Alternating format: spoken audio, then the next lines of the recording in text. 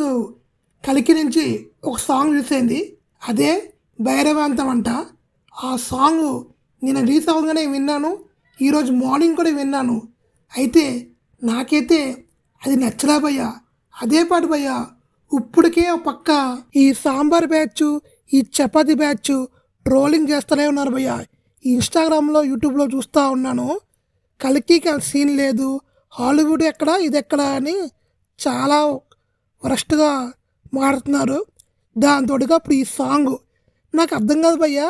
ఈ సాంగ్ అవసరమా భయ్యా? నీ అమ్మ అదే సాంగ్ భయ్యా. ఒక ప్రభాస్ ఫ్యాన్ భయ్య నేను.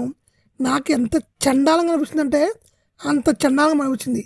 ఆ పంజాబ్ సింగర్ కాకుండా మన తెలుగు వాళ్ళనో లేదా తమిళ వాళ్ళనో పెట్టి తీస్తుంటే భలే ఉండదు కదా ప్రోమో సాంగ్. ఒక ప్రభాస్ ఫ్యాన్గా చిరాకు వస్తుంది భయ్యా. ఆ పాట ఏంటో అదేంటో. నాగశ్విని గారు ఒక డిఫరెంట్ ప్రమోషన్ స్టార్ట్ చేశారు. మళ్ళీ ఈ సాంగ్ అందుకు లౌడాలో సాంగు నేనైతే ఫుల్ డిసప్పాయింట్ భయ్యా.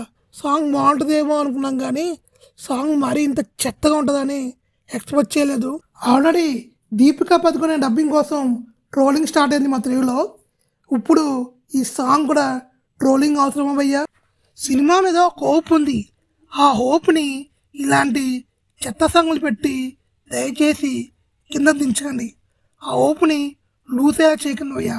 సినిమా అయితే డెఫినెట్గా హిట్. ఇన్ని కోట్లు వస్తాయి, అన్ని కోట్లు వస్తాయి అని చెప్పడం కానీ సినిమా హిట్. ఒక ప్రభాస్ ఫ్యాన్గా, ఒక మూవీ లవర్ ఫ్యాన్గా చెప్తున్నాను, సినిమా హిట్ అయితే పక్కా భయ్యా. నాకు టీజర్ చాలా బాగా నచ్చింది, ట్రైలర్ బాగా నచ్చింది.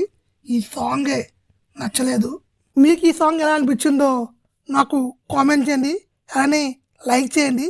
నేనైతే ఫుల్ డిసప్పాయింట్.